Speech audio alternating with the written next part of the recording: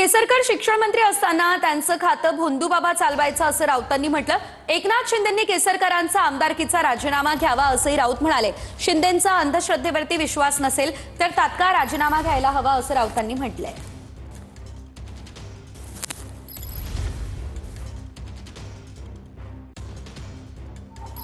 दीपक केसरकर हे शिक्षण मंत्री असताना शिक्षण खात्याचं अनेक महत्त्वाच्या बदल्या बढत्या आणि इतर कामासंदर्भात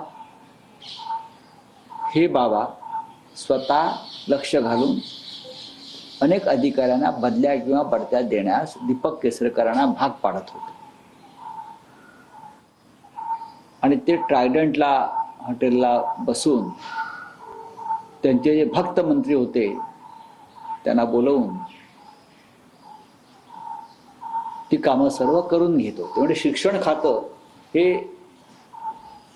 खरात बाबा चालवायचे। त्यानंतर दीपक केसरकर म्हणतायत की त्याचं म्हणणं खरं ठरत होतं। एकनाथ शिंदेंनी त्यांच्या आमदारकीचा राजीनामा घेतला पाहिजे। एकनाथ शिंदे यांनी त्यांचा राजीनामा घेतला पाहिजे।